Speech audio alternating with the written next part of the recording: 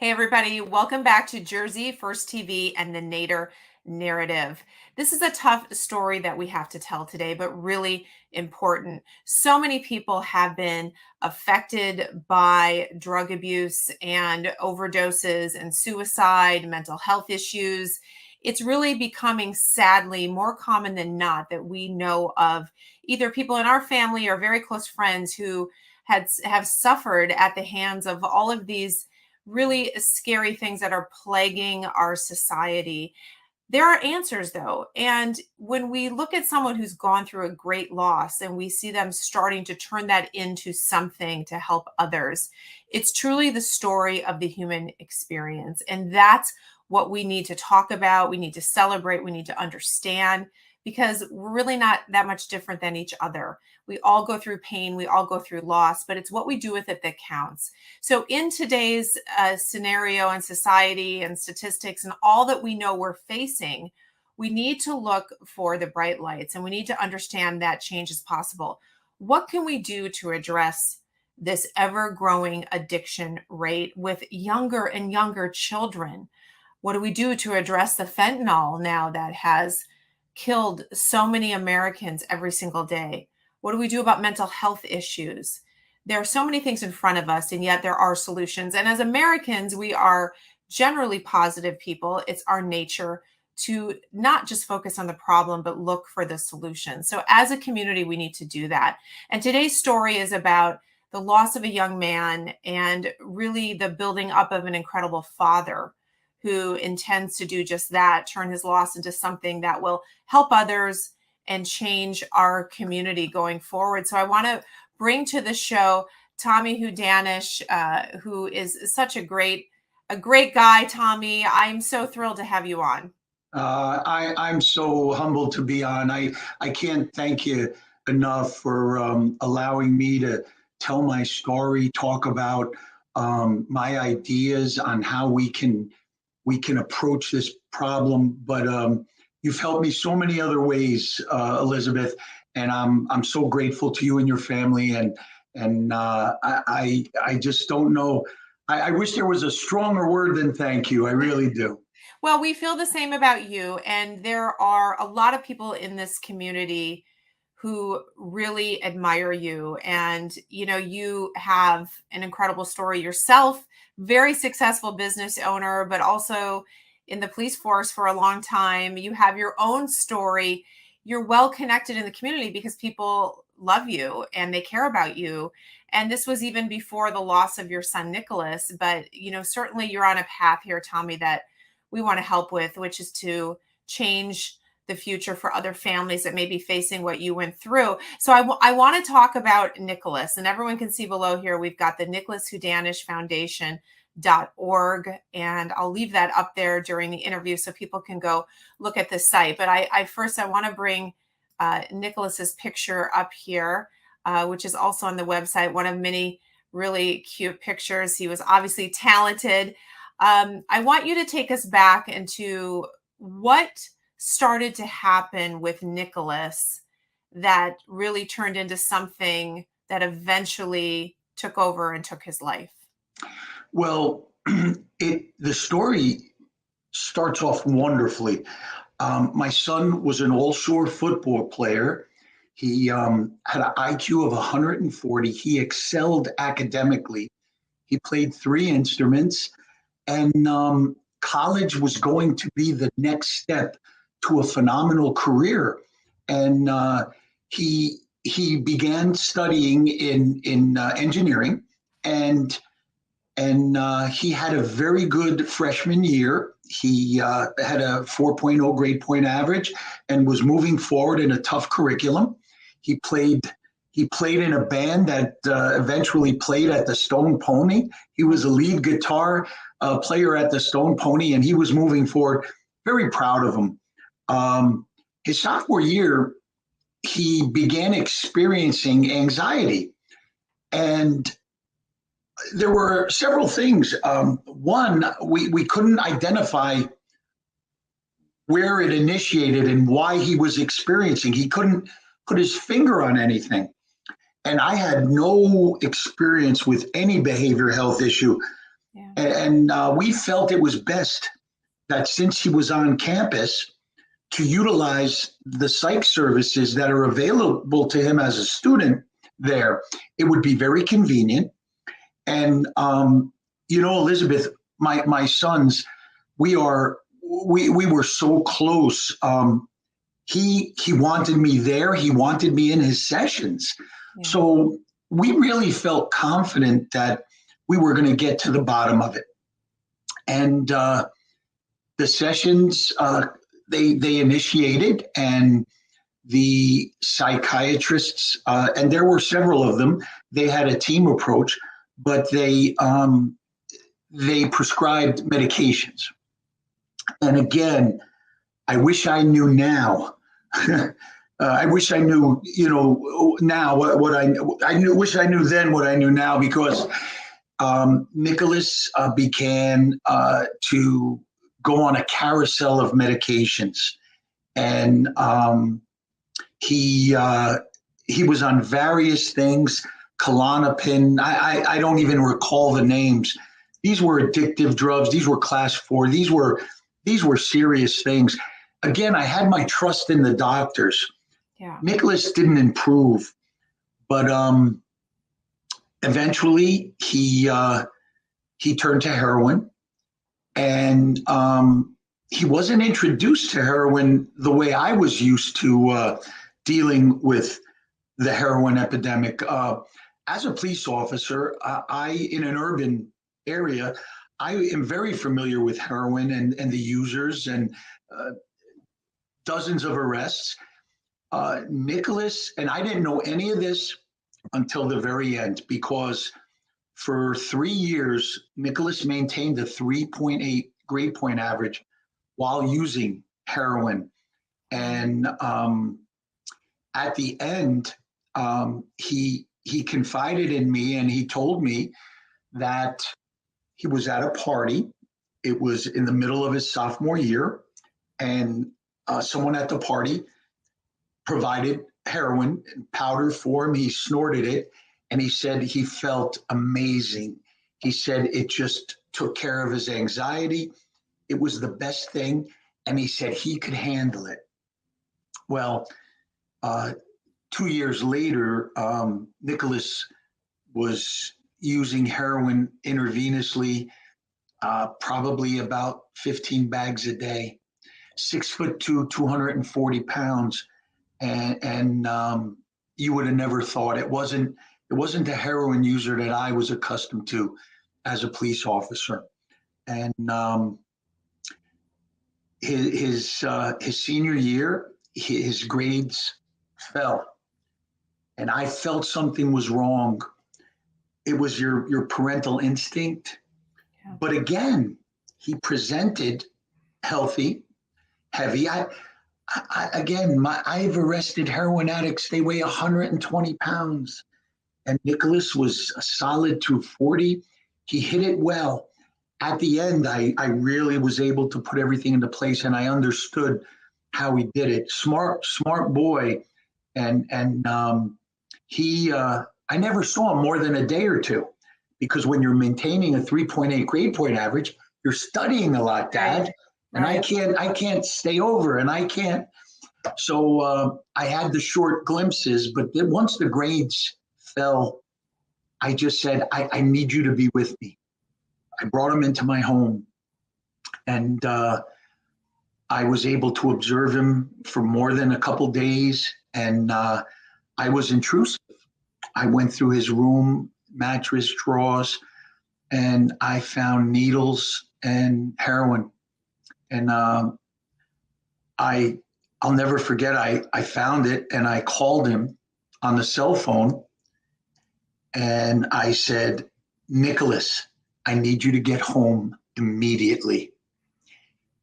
He knew. And he said, okay, Dad. And he came home, and I confronted him. And that's where I found out where heroin was initiated into his life, and how he coped for a year and a half. It's still amazing to me. It just shows you how bright this kid was to maintain that grade point average in engineering using heroin. And Tommy, I got to interrupt you there Sure. because I think that's so important to reiterate is that what a heroin addict or any addict looks like is not necessarily what you would think. This isn't a movie, and in your case, actually, with your own occupation when you were in law enforcement, it's not what you were used to seeing. But I heard you say something really also very important, and as the listeners are hearing this, the trajectory of his addiction started with a mental health challenge. It started with anxiety.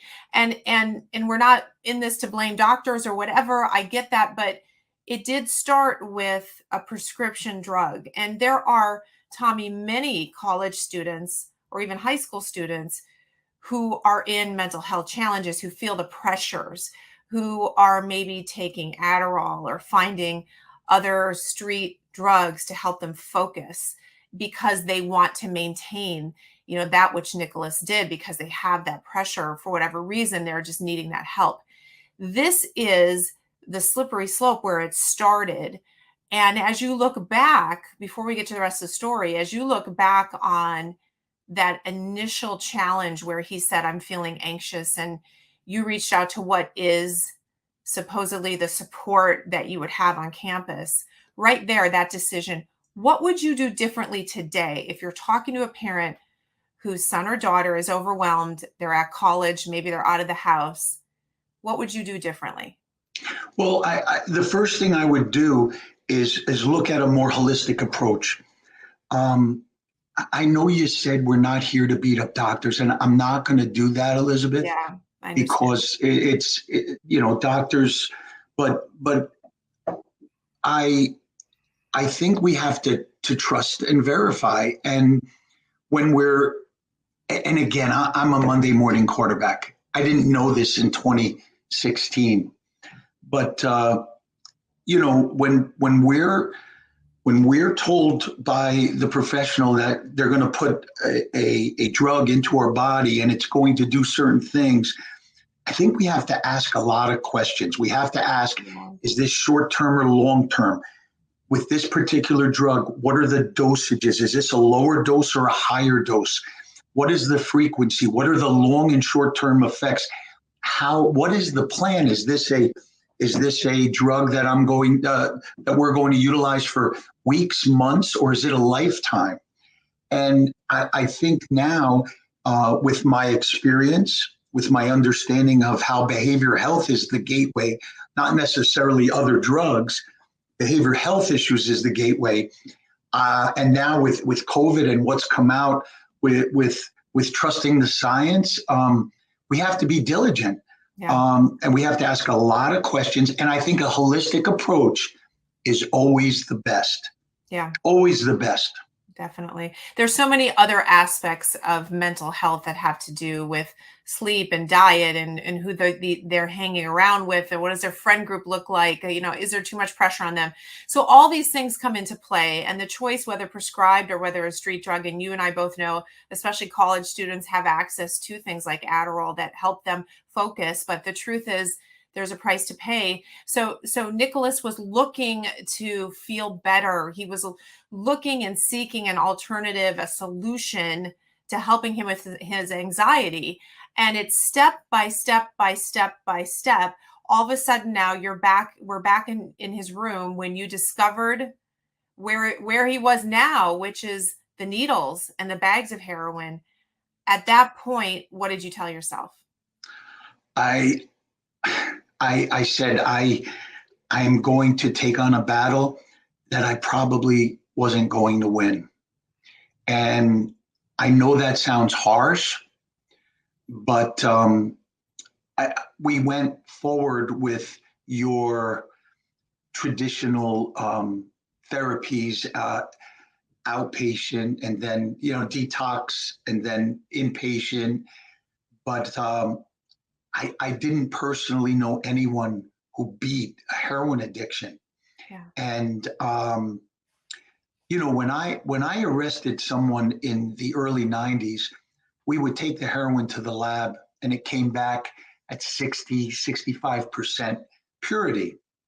And Nicholas was utilizing heroin at 99% purity with fentanyl. My God. So this was so powerful, but it was so frustrating because your entire life you're able to control and succeed based on the methods you utilize. But this was the most difficult thing because you couldn't move forward. You couldn't gain ground. As soon as he came out, he went back. Right. One of Nicholas's problems was he was bright, 140 IQ, and he felt he knew better. And it's funny, before Nicholas and my other son Zachary went to college, I used to tease them, and I used to say, because they were two bright boys, Nicholas especially bright, and they'd tell you, oh, Dad, you can't do this, you got to do this. I'd say the only decision, you have to be 20. The only decision you should be able to make until you're 25 years old is vanilla or chocolate. And they would get upset, but they knew I was laughing. But right. in that vein, Nicholas was smart and he knew better and he knew he could control it.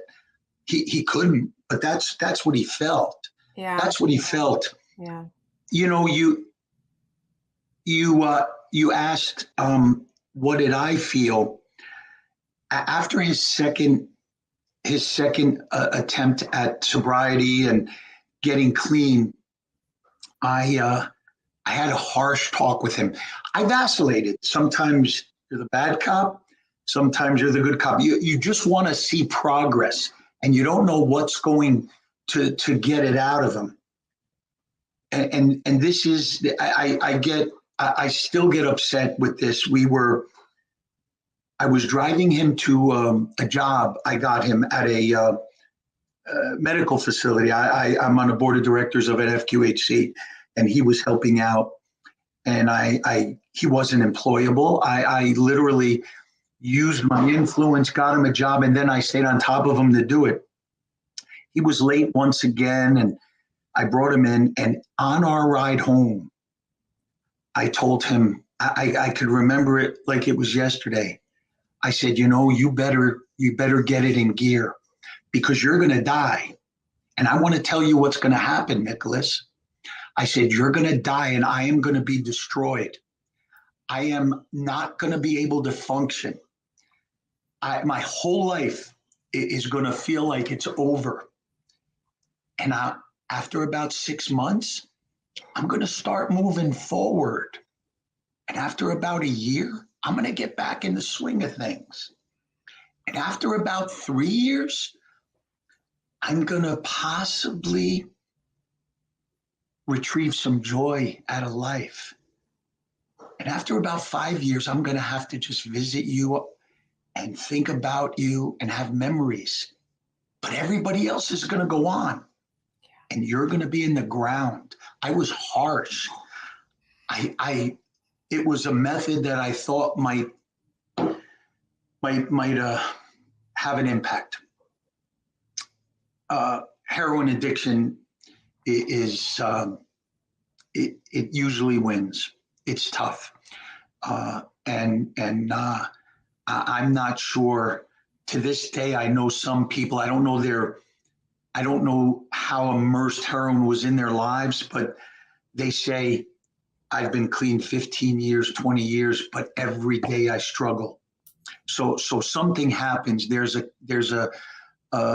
chemical imbalance that you have to carry for the rest of your life. And it's the most, I don't know how people beat this, which is why I want to, I want to go another way. Yeah. And, that's what we want to talk about here as, after we tell the rest of the story with Nicholas here. But I mean, the point is not to even go down this path. Right. And you paint a picture, which I think on the one hand, people, they hear it, they see it, but we need to keep saying it. We got to stop kids from even going down that path. And what are the entry points? The entry points aren't just keep them from using once. It's way back in middle school, in grammar school. Exactly. It's a sense of confidence, a sense of self. It's understanding things in their life and dealing with them correctly so that they don't make choices to deal with pain, that, you know, there are other options. It's understanding this at the point before addiction, or even in this case, heroin, which was several steps away from, you know, the initial solution that the doctors had. So this is a lot of education, and we're going to talk about what you really believe passionately about that. But I want you to take us to, it's difficult, and all this is difficult. And and every time I hear you tell this story, Tommy, I feel it at a cellular level, and I'm not even in the story. So it's hard to understand, but you need to keep telling it. And I want you to take us to November 2016. Yes. I'll actually very briefly just go back to August. Okay. And it was August 8th. And after 2 rehab attempts that failed, I asked Nick's mom to take him in Point Pleasant. I needed to just gather things, regroup, and I wanted to make a robust effort before the holidays, but it was just so frustrating. I have so much guilt. Mm. So Nicholas lived with his mom, and she found him overdosed in the bedroom, turning blue. She called 911. They gave him Narcan. And to anyone who, I think Narcan people are familiar with it at this point, but it's an amazing drug. I've utilized it as a police officer. You literally shoot this drug into someone, Elizabeth, it is immediate. Yeah. They wake up. And I have to tell you, 9 times out of 10, they're ornery, their abusive language. You took them out of their high. And Nicholas reacted that way. He was sent to the hospital, and his mom called me. I immediately got in my car. It was about a 50-minute drive. It was close to 1 a.m, and I sped down there, and I walked into the emergency room. And as soon as I walked in, I saw Nicholas lying in a bed, propped up, and it's so crazy, Elizabeth. The first thing I thought was, he was such a handsome boy. He was a handsome young man, and he was laying in there. And as I walked down the hall, he made eye contact with me, with his mother sitting to the left of him. And he utilized an obscenity, which he never did with me. He said, "What am I doing here?" And I was just overtaken with anger. He took me out of this beautiful picture I saw, and he just got me so frustrated, Elizabeth. I backhanded him. I assaulted him. I struck him. He fell to the side. He was bleeding. The nurses put some kind of alarm on. I created a huge commotion in the emergency room, and I just stopped, and I saw him laying there, and "What are you doing?" Yelling and screaming. I just turned around and I walked out slowly, and I sat on a bench that was outside the entrance to the emergency room. And as I sat there, I realized I just committed domestic violence. I'm sure the police will be coming. And I lost my son.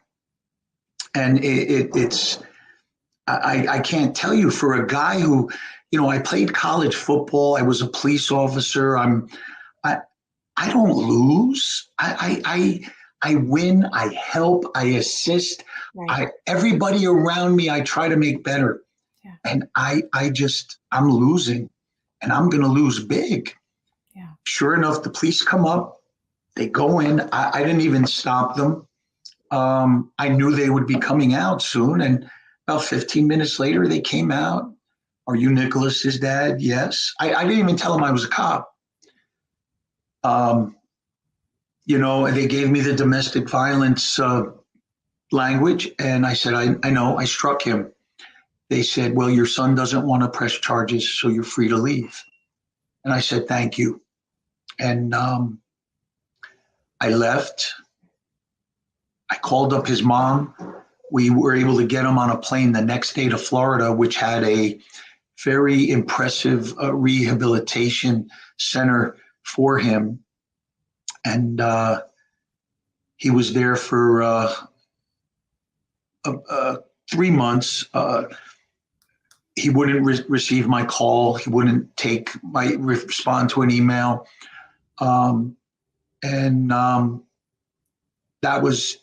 That day was the last day I saw Nicholas alive. He died on Thanksgiving Day, 2016. He got out of the program and went back to utilizing heroin. He had fentanyl in his heroin, and that was it. That was it. It was an ending. Very, very. I don't know why, but when I found that heroin in his room, I just knew that's how it would end. You knew, as his dad, on a level you probably didn't even want to admit to yourself. You knew. And that experience in the hospital of pure frustration of a parent who's trying to save his son. Why won't you listen to me? Why do you, you don't even need to say it. I think any parent listening right now just understands, after all that, what that is. And it's tough. And Tommy, I really believe you have to forgive yourself, because it was out of love. It really was. It was out of love. I mean, it was out of frustration and love and wanting to save him. And um, so, and ultimately, I believe you have said, and this isn't a show on fentanyl, but it needs to be said, what percentage fentanyl was in the heroin that he took? I don't recall. I wasn't surprised, but I received the toxology afterwards, and I do remember his heroin was 99%, and I don't recall, but there was fentanyl in there. There was fentanyl. Yeah, and I didn't tell you this. I never saw Nicholas again in the hospital, and that was the last time I saw him. But when we retrieved all of his property from Florida, he had a laptop, and Nicholas loved music, and Nicholas died with a guitar in his hand. He would play the guitar in front of his laptop, and you'd listen to his music. He wasn't a singer. He was more with the instrument, and it appeared he used heroin about 3 times. I went through the whole thing. I watched the whole thing. He came. He was a little high. You could tell he was playing the guitar. Then he put the guitar down. He went back, probably shot up again. Came back. He was even worse. Did it again, and the last time he was literally falling over, and he couldn't play. He did manage to shut the laptop off. As crazy as it sounds, my my son died peacefully. When isn't it amazing how that's what you're grabbing Yeah. when you lose? You're grabbing at the manner of death, and he died. He was sitting on that bed. He died laying on that bed. The laptop was on, but not video next to him, and there were works in the bathroom, and about 8 bags. So it looks like he utilized those 8 bags in about three injections, My and goodness. I just I don't know. Well, I don't Tommy, know. I know this is tough, and you tell the story, and I know it's hard for people to hear, and all the things that we say, but it's so important. It's Yeah, so important because you never thought this would be your life, and no one ever thinks their son, their daughter.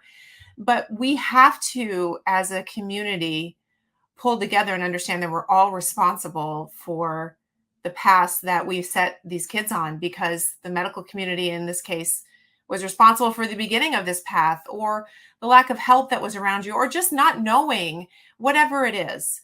So I know that you have decided very, very strongly in your heart and in your head that you have to do something. You've created this foundation. And I want, again, to remind everybody, nicholashudanishfoundation.org.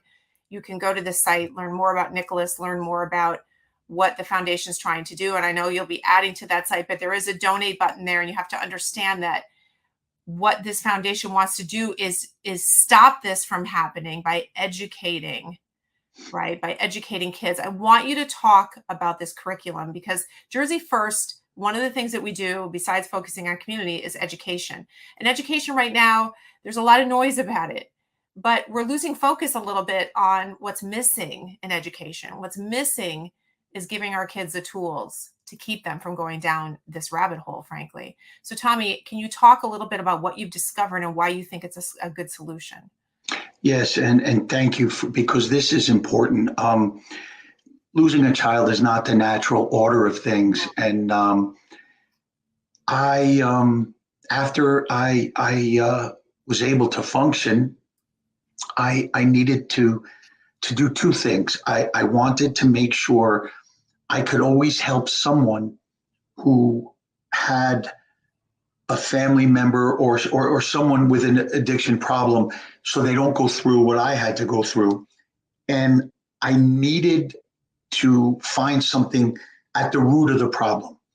And when I began searching for different ideas, there are nonprofits for the addict.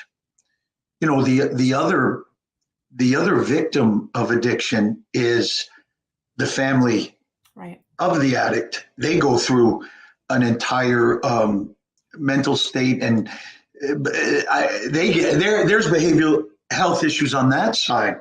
Yeah. There are nonprofits for that, and then I looked at Nicholas's treatments, and they're utilizing pharmaceuticals.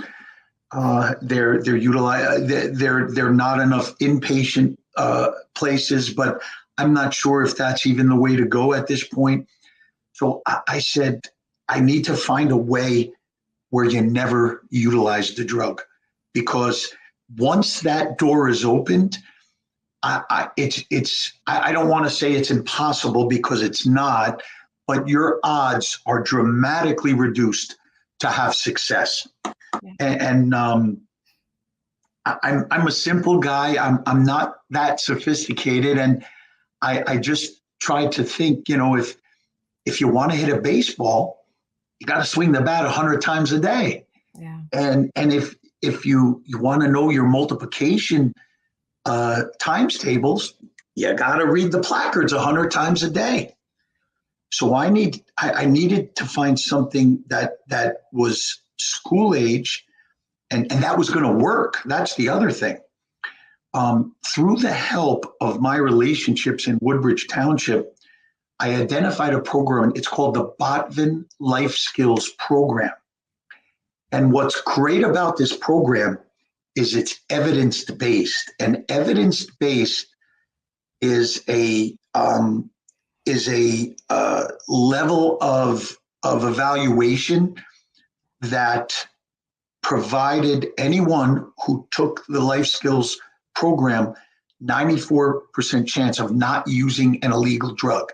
And that's all I needed to hear, because talking to the people over there, they said there aren't any other evidence-based programs like this. Yeah. And I did the research, and sure enough, I was sold that if as long as we don't open that door, we're going to beat this thing. Yeah.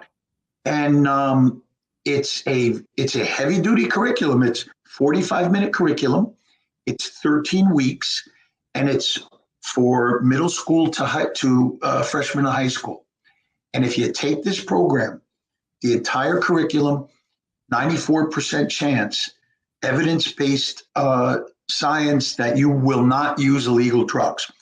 And the other thing I liked about it, my son died of an addiction and an overdose. That's only a part of the life skills program. Life skills is exactly what it is. It talks about all these things that these boys and girls go through, which is the toughest part of your life. As you're transitioning from a boy and a girl to a young lady and a young man, the physical changes, the mental changes, and then it adds the other issues that come to the forefront, the social media, different things like that. So it talks about suicide, drug addiction, choices. It talks about how to identify what's happening to you when your body's changing, how to identify that you're feeling anxiety, and then what to do about it. Actually, a proactive approach. Who to speak to, the options. Right. Sometimes it's your mom and dad, sometimes it's a teacher, sometimes it's a neighbor, a cousin. But this life skills program, I am convinced it is the way to eradicate. Stop it. Yeah. Absolutely. And why do we want to? This is the part that's frustrating. Why do we want to help in manners that don't fix it? Why do we want to put Band-Aids on everything? You know, the doctors gave my son, someone who was addicted to heroin, they said, I didn't know it at the time, we're going to have you addicted to Klonopin so you don't use heroin. I know I don't have a doctorate, but it doesn't make sense, common sense.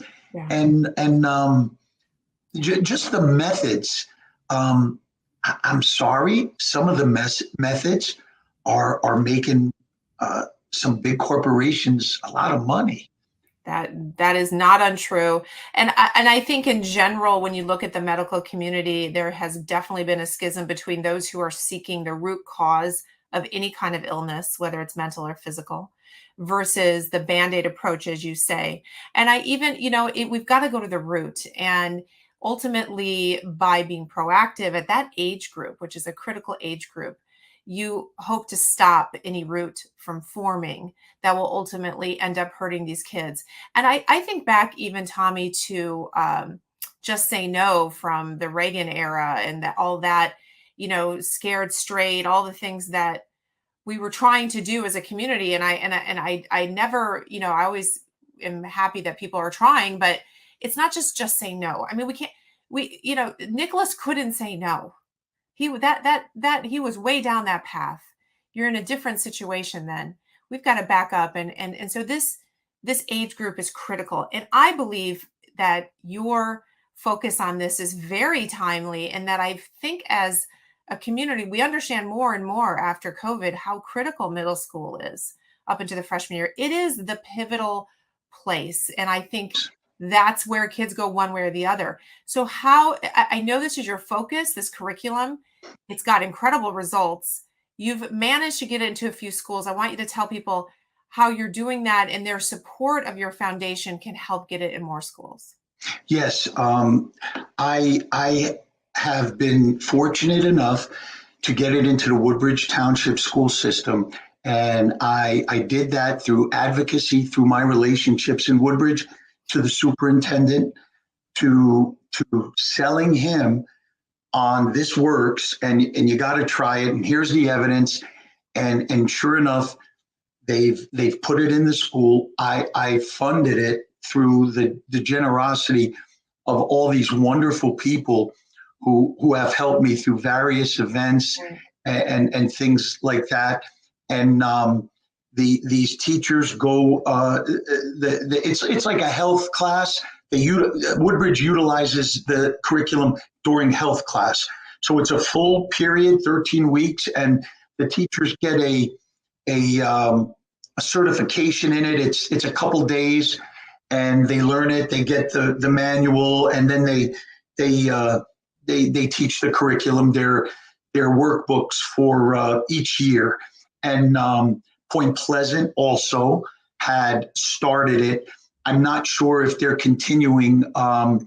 I think they've replaced it with a very similar program, which is so fine by me. Yeah. Because I just think we have to start putting the proper curriculum in schools. Right. And I'm talking to Old Bridge. They're all on board. Great. And with a little more money, I could go to the next school. But you know, Elizabeth, it's so difficult to break through to break through the state legislative body to push something forward. I get so frustrated at some of the curriculum out there. It's totally useless. Right. You know, I mean, I don't want to sound old-fashioned, but no more home ec and geography. Kids don't know the capitals anymore. You're not. I don't understand. Listen, Tommy, you're not old-fashioned.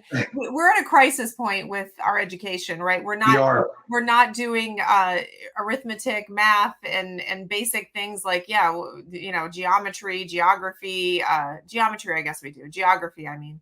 But it's basic things that I think not only are in question, but we've spent a lot of effort. And again, this is not the show for this, but we spent a lot of effort and a lot of time at a legislative level, or I would say even at the Board of Education level, focused on a really crazy curriculum that's focused on things that shouldn't matter at that age. And you know what I'm talking about. And it's been sort of this rule of the minority where, this tiny percentage of kids that may identify a certain way. And then we have to change all the curriculum. Listen, kids are dying. This is very serious. The drug problem has gotten worse. Fentanyl is pouring over the border. The border is open. This isn't political. This is about saving people. No. Tommy, every day, as you well know, we have 300, I believe it is now, Americans dying every day from fentanyl. That is the equivalent of a major jet airliner crashing every single day. Do we address that, or do we just turn our head and accept it and worry whether or not a kindergartner knows what their pronoun is? It's time to grow up, everybody, and it's time to stop it. And I know that this will be with you until the day that you pass. I know that this is in your very being to make this change. And while I can say that I'm so proud of you, I wish that this never happened to you. I wish that you didn't. I wish we could take it from you, but here we are, and you're fighting for this. And there are others that need to hear about it. So can people reach out to you through the website to find out more about the curriculum for their school? Maybe there are people listening who have the ability to get into their school, or who can connect you, or just simply donate. Is that the best place for them to go? Yes, it is. And we're, the website's up and running. There's a donation button there that some wonderful people have helped me with.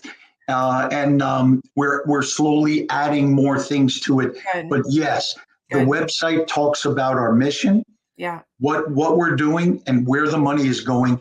And I plan on literally within the next couple of weeks putting the actual Botfin program on there. Good. And this will provide a venue for people to see. I want to say one other thing, Elizabeth. I promise you, every superintendent I have spoken to will put this on. I've talked to three. Old Bridge, I'm counting, I'm 3 for 3. And you can't say no to this because it works. Right. It's proof in the pudding. And I had an opportunity to go to county superintendents to do these pilot programs, but unfortunately, COVID put a stop to that. Yeah. And now we're starting up again. And I'm telling you, your advocacy with the Nader narrative, Bill Spadia, who was such a wonderful friend. I needed a voice when this occurred. Yeah. I literally drove to the station and said, I got to talk to him. Somebody got to help me. He just put his arms around me, and it's been amazing ever since, the advocacy. I'm so grateful. This is what we need. It works. And I'm not going to go there, but you know me, I can't help myself. Politicians on both sides of the aisle, you better start listening to parents. You better start listening to people, and you better understand what's on the agenda and what's a priority. That's because to this day, it hasn't been a priority. 117,000 lives last year in our country because of the federal government letting people over, and because of this country not implementing the proper curriculum, the proper methods to deal with it. So I won't say it anymore, but come on my website. Please donate a little something, read about it, and then start calling your legislators. Exactly. Tell them about it. Right. Push them. They work for us. And right. you can't go through this. I don't want a parent to go through this. No. It's horrific. Of course you don't, Tommy. And so anyone listening, this is about protecting the next generation. We have a lot of work to do. If you know anyone on a board of education, a superintendent, if you're close with your legislative people at any level, even commissioners in the county, whatever advocate you can find who has the connections. Tommy's connected, but he needs help. So it's donate to the site. When you go to the site, it's donate, because this will help Tommy put the curriculum. It's not super expensive, but we need to put it everywhere. But also open doors and connections. And right now, somebody listening is feeling like, I got to do this. So call Tommy, go to the website, reach out, tell him you know someone who could hear about this. You're going to save a kid's life. And if it's just one kid, what if it's your kid? It's worth it. You have to keep doing this. Tommy, I just give you a big hug. You know how much I look up to you and appreciate you. And it's always tough to do this interview with you, but so very important. And we all love you. We thank you, and we're going to work on this together. Elizabeth, my heartfelt thanks. You have been so wonderful in helping me to get this out there. I'm so grateful for your friendship. I love you, and I can't thank you enough. Thank you, Tommy. And to my audience, please don't skip checking out nicholashudanishfoundation.org. I'm sure we'll hear from Tommy again, and we'll see you all next week.